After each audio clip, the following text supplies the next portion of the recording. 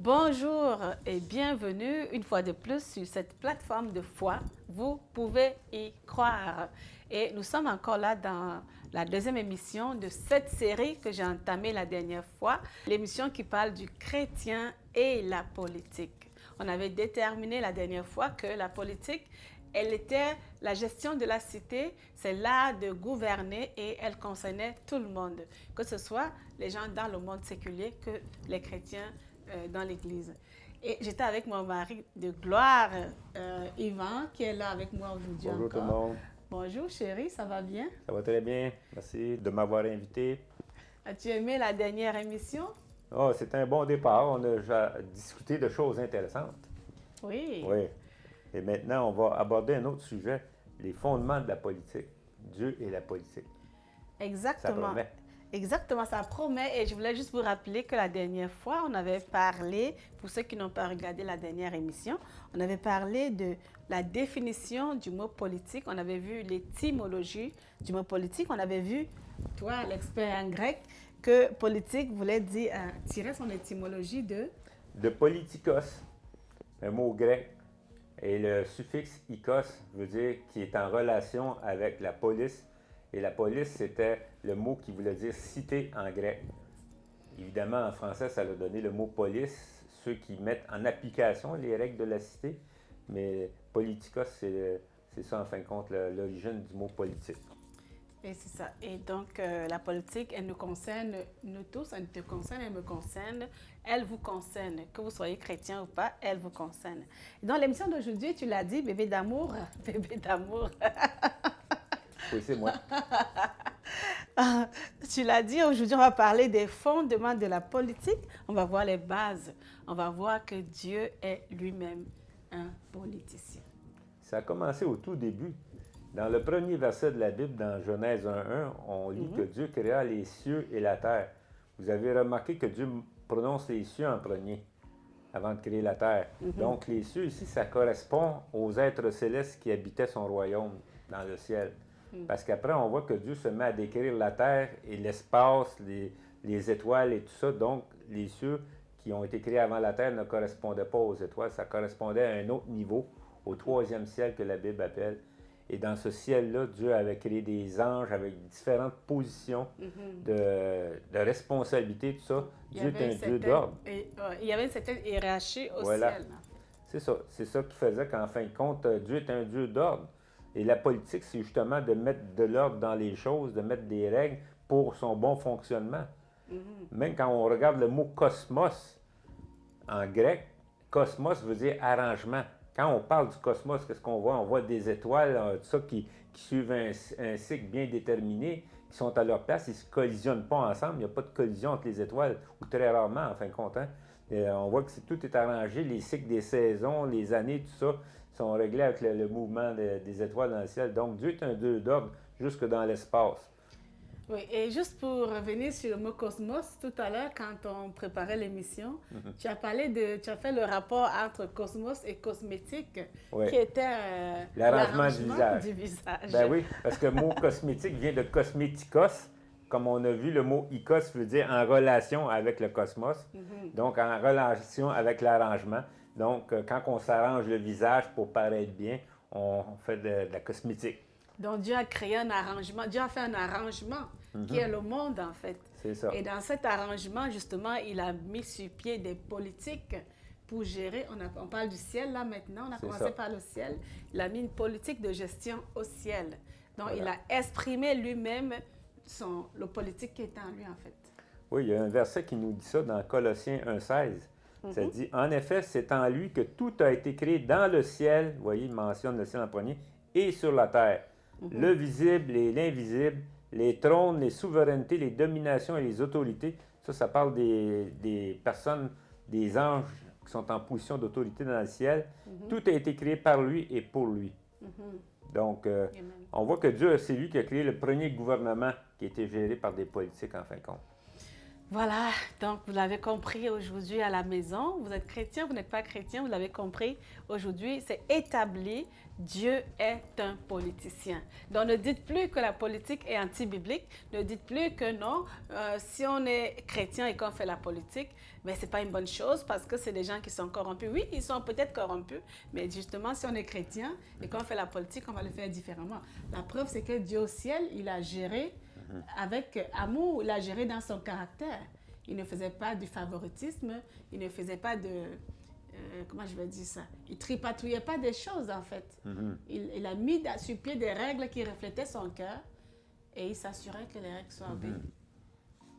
Maintenant, on pourrait se dire pourquoi ça va si mal dans le monde si Dieu est Ouais, bon. mais c'est moi qui pose des questions. Ouais. C'est moi qui pose les questions et tu réponds Voilà. aux questions. Mais par contre, justement, c'est une bonne question. Dieu qui est si bon, parce que moi, je me mets à la place des chrétiens qui nous regardent, et même dans le monde, les gens le disent souvent. Pourquoi Dieu qui est si bon, qui a créé la politique, pourquoi il y a de la rébellion dans son... Pourquoi il y a eu de la rébellion déjà dans son royaume céleste? Parce qu'on sait que le diable s'est rébellé. Oui, mais la Bible nous donne des raisons pour ça. Dieu avait créé les êtres célestes libres de faire leur choix, mais il y a eu de la jalousie de la part des anges, de certains anges, dont le premier Lucifer, qui est l'ange de lumière, qui est devenu l'adversaire de Dieu, parce qu'il n'était pas d'accord de la manière que Dieu avait fait les choses. Il était orgueilleux, il était très puissant, il se sentait plus en position de gérer la terre qu'Adam.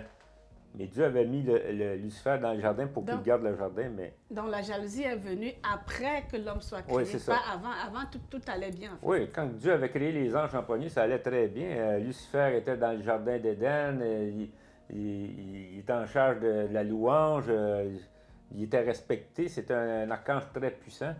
Donc, ça allait très bien. Ça s'est gâté quand que Dieu a donné des responsabilités à l'homme, que là, Satan a trouvé que c'était à lui que ça revenait. Lucifer, déjà, ça voulait dire ange de lumière, non? C'est ça, en latin, oui. Donc. Et donc, bébé d'amour, bébé d'amour, vous allez comprendre pourquoi je le dis à la maison. C'est parce que c'est mon chéri. Et j'ai la grâce de travailler avec lui, de l'avoir avec moi.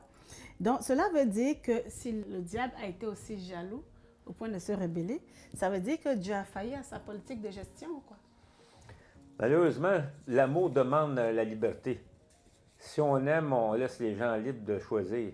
Comme nous, présentement aussi, on peut choisir de gouverner d'une manière qui est juste ou injuste. Bien, les anges aussi avaient le choix. Ils voyaient Dieu, ils étaient en présence de Dieu, et il y en a qui ont fait leur choix. Il y en a une minorité, heureusement, qui ont décidé de suivre le diable dans ses mauvaises actions, mais ça a un impact présentement sur la vie humaine. Parce que c'est la façon qu'on peut expliquer pourquoi qu'un Dieu parfait a créé le monde.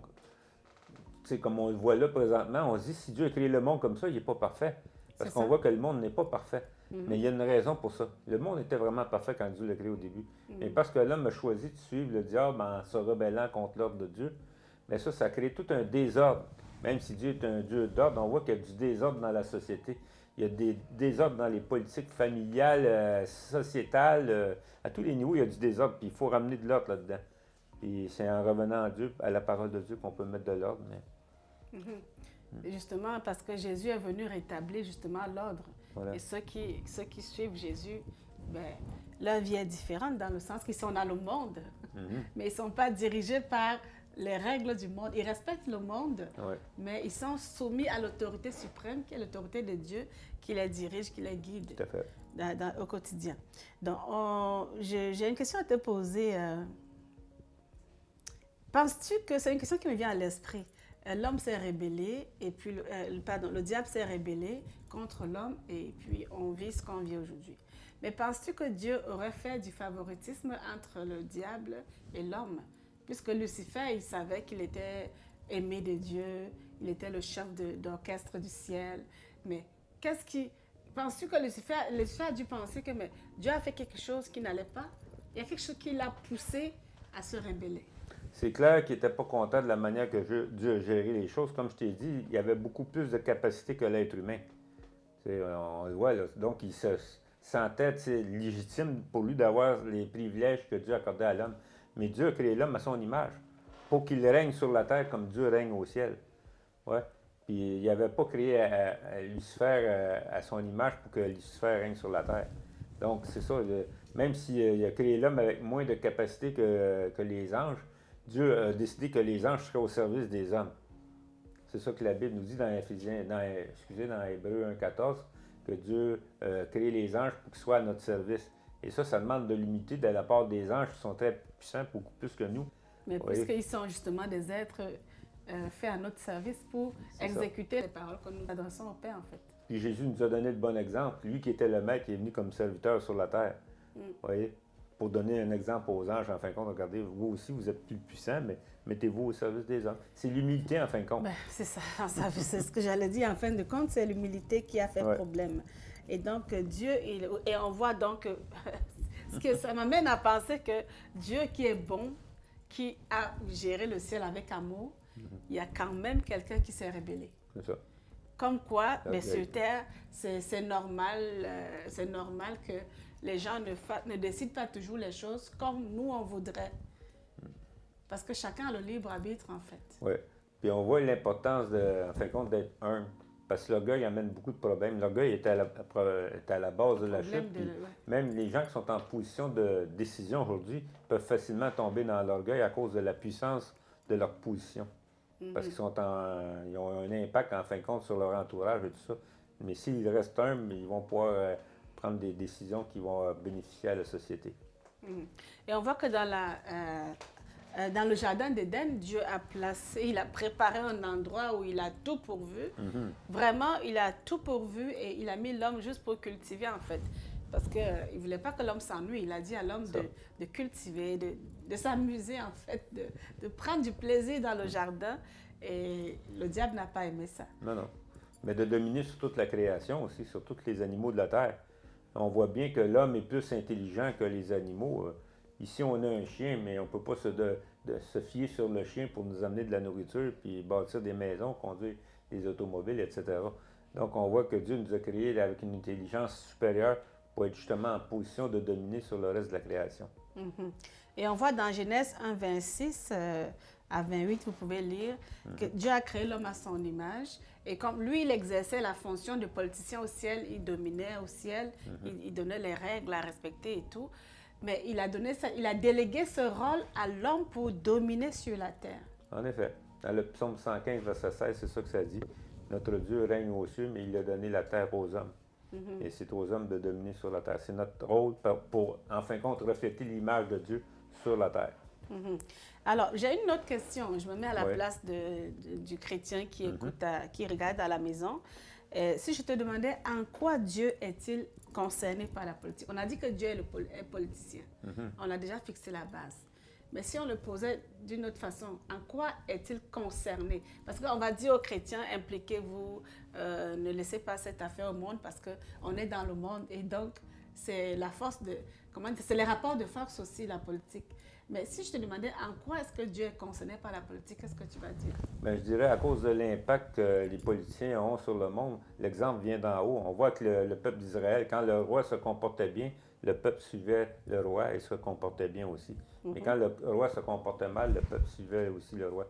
Donc, on a une grande responsabilité quand on est en politique, que ce soit même en politique familiale.